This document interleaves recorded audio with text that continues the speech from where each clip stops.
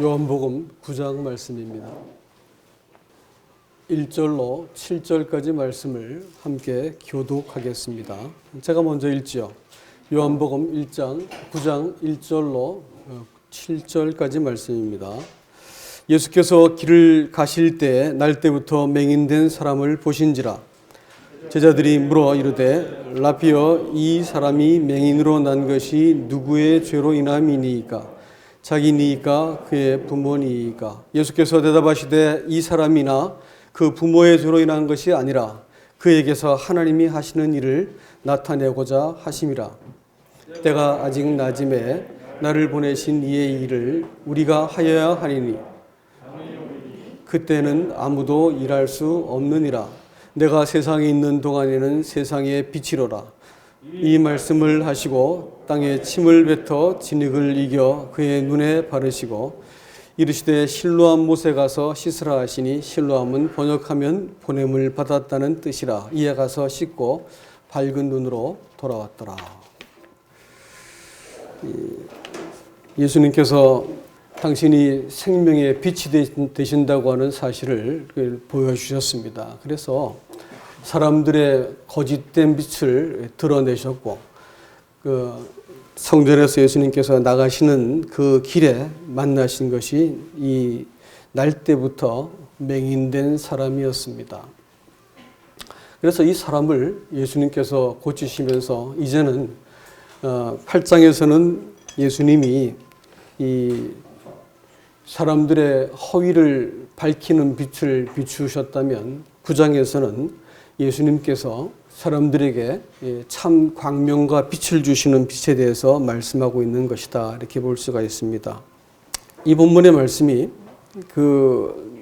이게 지금 누구의 죄로 인해서 이와 같은 일이 일어났습니까? 라는 질문을 제자들이 예수님께 했을 때 예수님께서 이 문제에 대해서 특별한 대답을 하십니다. 사람들은 거기에서 예수님에 대해서 이렇게 8장에서는 자기들의 허위를 밝히는 빛을 거절했지만 9장에 왔을 때는 사람들이 이 참빛에 대해서 오해를 하고 있는 것에 대해서 말씀을 하고 있다고 하는 사실입니다. 이 참빛에 대해서 세 가지 견해가 있습니다. 하나가 뭐냐면 제일 먼저는 이 사람들이 누구의 죄 때문입니까? 이렇게 물었습니다. 그것은 자기들은 지금 눈을 뜨고 있으니까 저 사람이 그 죄 때문에 저와 같이 소경이 되었는데 나는 지금 눈을 뜨고 있기 때문에 죄인이 아니라고 하는 가정이 성립이 됩니다. 그렇다면 이 사람들이 바라보고 있는 것은 자기가 그 죄인이 아니라고 하는 전제 속에서 예수를 따르고 있다라는 것이 되겠지요. 신앙생활은 자기가 죄인이 일반적인 죄인은 인정하겠는데 내가 그와 같이 그런 죄인은 아니다라고 생각을 할 것 같으면 사람들은 자기 위에다가 그 신앙을 이렇게 쌓게 되는 것입니다. 죄사함도 쌓고 성경도 쌓고 체험도 쌓고 이것저것 쌓고 이해해가지고 하나님께 나아갈 수 있겠다고 하는 태도지요. 이것은 별로 이상한 것이 아니고 첫사람이 에덴 동산에서 그들이 눈이 밝아져가지고 자기들이 분별하는 것이 옳다고 믿었던 때가 있었습니다. 그래서 그 첫사람이 사단에게 설득되었을 때 그들은 자기가 분별하는 것이 옳다는 것을 근거해가지고 자기가 잘못되지 않았다는 것을 증명하기 위해서 그들은 선행과 또 도덕적인 일들을 얼마든지 할 수 있었습니다. 심지어는 하나님을 믿는다고도 말을 할 수 있고 또 얼마든지 신앙생활을 한다고도 말을 할 수가 있습니다. 그러나 신앙의 출발점은 내가 죄인입니다 라고 하는 사실을 인정할 때부터입니다. 근데 이것이 인정이 안 되면 신앙생활은 방향이 잘못되는 것이지요. 그렇지 않으면 사람들은 내가 잘못되지 않았다라는 것을 인정받기 위해서 얼마든지 율법도 지키는 것입니다. 율법을 지키는 기본적인 사람의 어떤 심리적인 배경은 내가 이 선한 일을 함으로써 하나님께 당당해지고 내가 과연 옳다는 것을 증명하기 위해서 율법을 얼마든지 지킵니다. 교회 생활도 해주고요. 그렇기 때문에 신앙생활이 만일 이 근본적으로 사람이 잘못되었다는 것을 인정한 그 바탕 위에서 하나님께 복종하고 그를 따르는 것이 아니라고 할 것 같으면 사실은 그 신앙은 망하는 길이다라는 것을 먼저 알 수 있습니다. 두 번째는 인과응보적인 생각이겠죠. 이 사람이 예수님께 뭐라고 물어보냐면 누구의 죄 때문입니까? 아버지의 죄 때문입니까? 아니면 그가 영화 때 혹은 전생의 업보 때문입니까? 소위 뭐 이런 얘기죠. 사실 어느 정도 그 이스라엘 사람들에는 그 환생에 대한 어떤 민간 신앙이 있었던 걸로 보여집니다. 그러니까 그 헤롯도 예수님의 예수님의 활동을 보고 엘리야가 태어났다 혹은 요한이 다시 이렇게 환생했다 이런 말들을 한 것으로 봐서 그런 어떤 민간 신앙이 있었던 걸로 보입니다. 그러니까 영화 때의 죄냐 아니면 부모의 죄냐, 부모의 죄라고 말하는 것은 랍비들의 신앙 가운데에서 사람들이 이와 같이 믿었던 것이 있었습니다. 그래서 부모가 죄를 지으면 그 자식에게 죄가 이렇게 전가된다. 이와 같은 믿음을 갖고 있었죠. 그래서 죄를 지었기 때문에 지금 이런 불행한 인생을 살고 있는 것이다. 라고 믿는 것입니다. 이것은 그 성경에서 지금 말하고 있는 바가 아니라는 것입니다. 인과응보라고 말하는 것은 죄로 인해서 이런 그 악한 결과를 맞게 되었다라고 하는 그 원인을 죄 때문이다라고 하는 것을 말하고 있죠. 말을 조금 바꿔보면 어떻게 되냐면 사람이 그러면 죄를 안 짓고 선을 많이 행하면 복을 받는다라는 말도 되겠죠. 그러니까 모든 원인과 결과가 뭐예요? 사람이 어떻게 하는가에 따라 가지고 신앙이 이렇게도 바뀌고 저렇게도 바뀐다라는 것입니다. 이것은 사실 신앙이라기보다는 신념에 가깝죠. 하나님을 조종할 수도 있습니다. 회개를 하면 하나님께서 복을 주신다. 이게 욥기에서 친구들의 말이었습니다. 그러나 그것은 결국은 하나님을 조종하자는 말이에요. 인과응보적인 신앙은 참된 하나님과의 관계 속에서 하나님과 맺은 그 관계 속에서 만들어지는 신앙이 아니고 그것은 사람이 갖고 있는 신념을 바탕으로 해가지고 이럴 것이다. 하나님은 이렇게 가지고 추정을 하는 것입니다. 이걸 가지고 이신론이다. 뭐 이렇게도 얘기하고 사람들이 갖고 있는 그 신념을 바탕으로 하나님은 멀리 계시니까 우리가 이 땅에서 살아가는 동안은 이런 그 이치를 따라서 하나님을 섬긴다라고 하는 신앙이 될 것입니다. 이 또한 하나님 앞에서 잘못된 신앙입니다.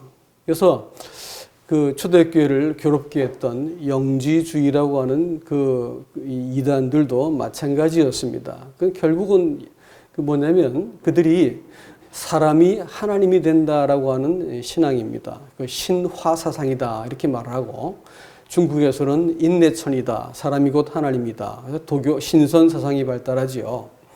근데 이것이 기독교 안에 교묘히 침투해가지고 사람 마음먹기 달린 것이다. 구원도 내가 믿음이라는 것을 딱 제공하니까 구원이라는 것을 받을 수 있고 또 신앙생활도 내가 결심하고 잘 믿으면 내가 죄 안 짓고 살 수 있다라고 이런 절충안을 갖거나 그러니까 예를 들어서 뭐 구원은 은혜로 받는다고 치는데 나머지는 내가 하기 나름이야 이렇게 이제 믿도록 가르치는 거죠.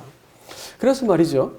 사람들은 신앙생활을 이렇게 자기가 무엇인가 이렇게 말씀을 이렇게 따라서 잘 살고 또 은혜를 많이 입고 또 말씀 때문에 감격했어요. 그러면 그것이 이제 자기가 점점 좋아질 거라고 생각을 합니다. 그러나 정직하게 우리가 하나님 앞에서 살아볼 것 같으면 그게 그렇게 만만치 않다는 것을 알게 됩니다. 신앙생활이 그렇게 만만한 것이 아닙니다. 우리가 아무리 결심을 하고 성경을 의지하고 깨달음을 의지하고 잘한다 하더라도 그게 안 되게 되어 있습니다. 그렇게 신앙생활은 만만한 문제가 아닙니다. 왜냐하면 우리의 죄성은 우리가 알고 있는 것보다 훨씬 집요하고 간교합니다. 사단의 세력은 우리가 아는 것보다 훨씬 강력하지요. 이겨먹을 수가 없습니다. 그렇게 신앙은 그렇게 어머 좋아요 이래가지고 쌓아나갈 수 있는 게 아니고 철저하게 하나님 앞에서 오늘 이 소경행을 향해서 예수님께서 뭐라냐면 하나님이 하시는 복수로 되어 있는데 일들을 그에게 보이기 위함이다. 보인다고 하는 것은 화내로우라는 단어로 이건 뭐냐면 하나님께서 그 사람들한테 드러내 보인다라는 뜻입니다. 그러니까 그 사람을 통해서 하나님의 일을 먼저 보이시는 거예요. 그래서 이 사람도 어떻게 구원을 받게 되냐면, 먼저는 예수님께서 눈에다가 진흙을 발라가지고 또 실로암가서 씻게 하시는 하나님의 일을 먼저 보여주셨어요. 우리가 구원을 받는 것도 사실은 하나님의 일을 들었을 때, 이거 내가 죄인이었구나. 이거 내가 하나님의 은혜로 내가 구원을 받을 수 있겠구나라는 것을 알게 되는 거지요. 그래서 하나님의 일이 사람한테 나타나게 되어질 때 비로소 사람이 스스로 지켜오고 싸우던 것을 딱 무장을 해제하고 하나님 앞에서 손을 들게 되는 것입니다. 이것이 구원의 시작이고요. 그러면 성화라든지 구원의 완성은 어떨까요? 마찬가지일 것이다. 신앙생활이 이 비밀을 거꾸로 갈 것 같으면 반드시 망하는 길입니다. 다시 말하면 내가 좋은 말씀 듣고 또 좋은 감화 받고 이렇게 되면 하나님께 점점점 이렇게 온전해질 것이다 믿는 그것은 사실은 하나님께서 사람에게 허락하신 것이 아닙니다. 우리의 옛 본성이라고 하는 것은 그렇게 길들여지거나 개선되는 존재가 아니기 때문에 그렇습니다. 그럼 어떻게 하는 것이냐? 그게 아니고 하나님께서 하신 일을 가지고 나타나신 하나님 예수 그리스도께서 사람에게 딱 다가오시는데, 그때 사람이 나타나신 하나님 앞에서 무릎을 꿇고 하나님이 하신 일을 받아들이고 그분을 내가 부단히 내 이 빛을 내가 꺾고 내 주장을 꺾고 내 그 생각을 접고 그 앞에서 무릎을 꿇게 될 때 하나님의 역사와 일이 이렇게 나타나기 시작하는 것입니다. 인생을 돌이켜 볼 때도 저는 무수한 위기를 많이 맞았었는데, 그럴 때마다 제가 이렇게 하나님 의지해서 잘 이긴 것이 아니라 사실은 제가 이것도 저것도 할 수 없는 절망적인 상황에 가서 하나님밖에 의지할 수 없는 상태가 되었을 때 하나님이 저를 도우셨어요. 그러면서 제가 뚜렷하게 알게 되는 것이 인생의 주관자가 주님이시구나 라는 것을 알게 되어지고, 내 인생을 살리고 죽이는 것은 주님 손에 있는 것이지 내가 어찌어찌해서 만들어가는 것이 아닌 거구나 라는 것을 그때 비로소 알게 됩니다. 그러면서 점점 인생을 가지고 하나님 앞에서 장난을 치지 않고 쓸데없는 내 부당한 권리를 행사하지 않게 되었습니다. 하나님이 제 인생에 어떻게 더 나타날 수 있게 하신 그것이 그것을 말하는 것이 간증이 되었고, 하나님이 내게 알려주신 것을 가지고 말하는 것이 교제가 되더라고요. 신앙생활은 위로부터 내려온 것을 내가 받아서 살아가는 것이지, 내가 뭐 이렇게 이런 것을 공부하고 배우고 뭐 감화받고 이래가지고 점점점 온전해진다 이렇게 말하는 것은 사실은 우리가 인생을 속는 길입니다. 그러니까 이 예수님 주변에 있던 예수님을 따르던 그 제자들조차도 신앙에 이 중요한 이 오류를 갖고 있었습니다. 그래서 이 오류는 오늘날 동일하게 우리들의 그 신앙생활 속에서 똑같이 작용하기 때문에 우리는 이걸 경계를 해야 된다는 것입니다. 세 번째 눈이 있습니다. 그것은 뭐냐면 하나님이 일을 나타내기 위해서 이 일들을 행하신 것이다라는 것입니다. 우리 인생은 가만히 놓고 보면 참으로 이렇게 내가 내 자신을 바라보면서도 인생이 이렇게 제가 마음에 들지 않고 나 왜 인생이 이렇게 태어났을까라는 생각을 하게 됩니다. 또 다른 사람은 이 소경을 바라보면서 뭐라고 말했겠습니까? 세상 불쌍한 사람이죠. 저 쓸모없는 사람 왜 살고 있을까라는 생각이 들 만큼 누구의 죄인가라고 물을 정도라면 참 누가 봐도 별 볼 일 없을 뿐 아니라 저주받은 인생이고 살아야 될 별 이유가 없는 인생입니다. 우리가 만일 나 자신과 다른 사람의 그 시선만 의식하고 산다고 할 것 같으면 우리 인생은 살면 살수록 비참해집니다. 그러나 여기에 한 가지 중요한 단서가 있습니다. 그것은 뭐냐면 하나님의 일을 먼저 뭐라고 말씀하셨냐면 예수님께서 1절 볼 것 같으면 맹인된 사람을 보신지라 이렇게 되거든요. 근데 보신지라는 단어가 특별한 단어예요. 그것은 에이도라는 단어인데 그냥 보는 게 아니에요. 그것은 안다라는 단어입니다. 본질을 안다라는 말을 할 때 에이도라는 말을 쓰거든요. 그러면 예수님께서 지나가시다가 쓱 본 걸까요? 알고 찾아가신 걸까요? 알고 찾아가신 겁니다. 왜냐하면 이 죄인, 태어날 때부터 맹인된 이 죄인은 오늘날 수많은 사람들의 그 죄인된 사람들의 표상이기 때문에 그렇습니다. 그래서 그 사람을 콕 찍어서 보시고 찾아가신 것이다. 이렇게 보아야 되는 것이고요. 그리고 그 3절 말씀에서 하나님이 하시는 일을 나타내고자 하심이라. 이 표현은 성경에서 관용 표현입니다. 무슨 뜻이냐면 예수님께서 자신과 자신의 일을 설명할 때 자신에 대한 설명으로 주로 쓰시던 말이었다고 하는 놀라운 사실입니다. 그렇다면 예수님께서 이 소경에게 이와 같은 말씀을 하셨다라고 말하는 것은 무엇을 의미할까요? 네 인생은 네가 보기에 이렇게 구질구질해 보이고 네가 보기에는 아무 쓸모없어 보여도 사실은 내가 너를 이 땅에 보내서 내 영광을, 내 일을 너를 통해서 보이기 위해서 이 땅에 너를 창조한 것이다 라는 말씀이 되겠지요. 자기는 결핍이라고 생각했던 것, 그게 없어가지고 정말 아팠던 그 문제, 자기의 약점이라 생각했던 그것, 바로 그것을 가지고 하나님은 자기 자신을 드러내는 이 근거로 삼으시겠다 이렇게 말씀을 하셨습니다. 신앙생활은요, 어떤 관점을 갖는가에 따라서 우리는 전혀 다른 인생을 살게 됩니다. 그 운명의 나를 맡겨버려가지고 나는 이런 인간밖에 안 돼 이렇게 생각한다거나 죄 때문에 내가 이런 인생을 살고 있는 거야. 제가 네팔에 갔더니 인도 펀잡주에서 온 사람들이 네팔에 와서 구걸을 하더라고요. 네팔도 참 가난한 나라인데 다리를 일부러 잘라가지고 이렇게 자른 다리를 이렇게 들었다 놨다면서 사람들한테 아주 보기만 해도 이렇게 속이 울렁울렁할 만한 그런 걸 보이면서 돈을 구걸을 합니다. 그런데 그 사람들이 그것을 순순히 그 운명을 이렇게 받아들이는 것은 전생에 죄가 있었다라고 그들이 받아들였기 때문에 그래요. 이것이 얼마나 우리 인생을 괴롭게 만드는 걸까요?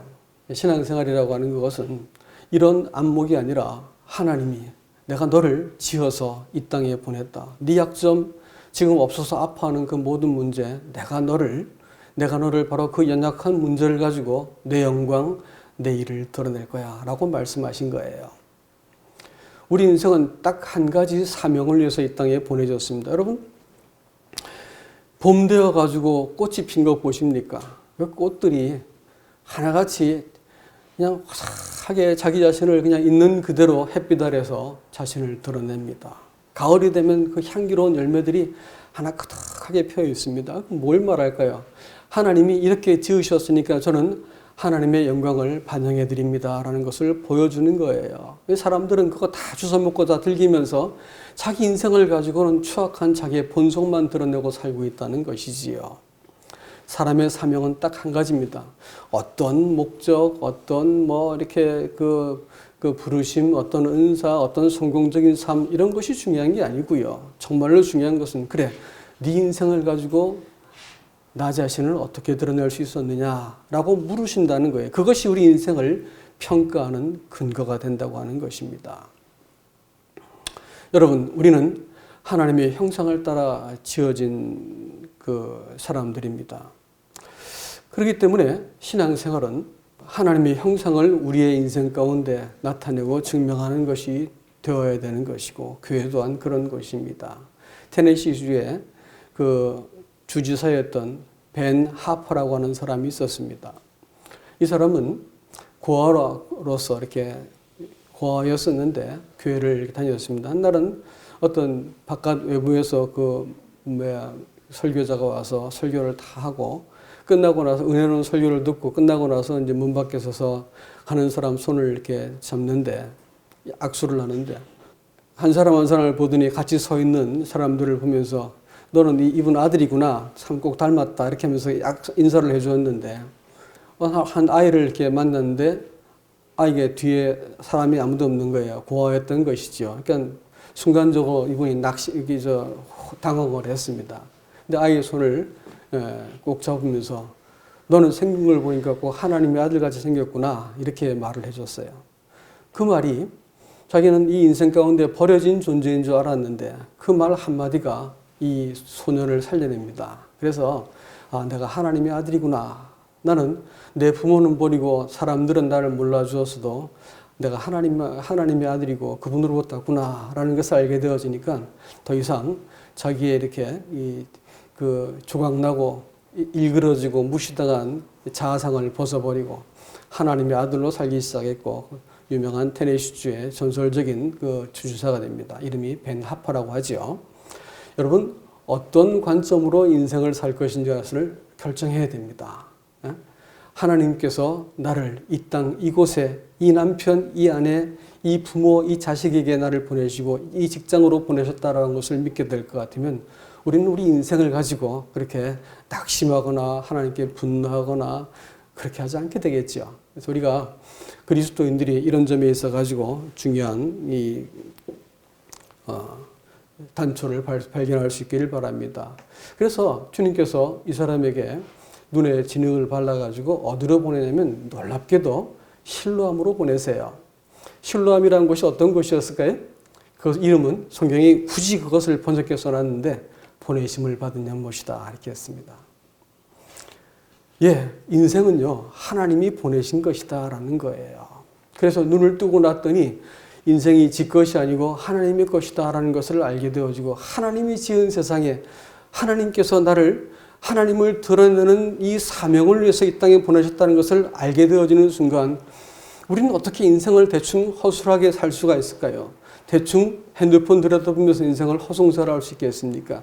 어떻게 우리 인생을 가지고 이게 재밌을까 저게 맛있을까 쫓아다니면서 인생을 이렇게 허비할 수 있겠습니까? 우리는 하나님의 영광과 그 뜻을 드러내기 위해서 이 땅에 보내진 자라고 하는 사실을 기억하시기 바랍니다.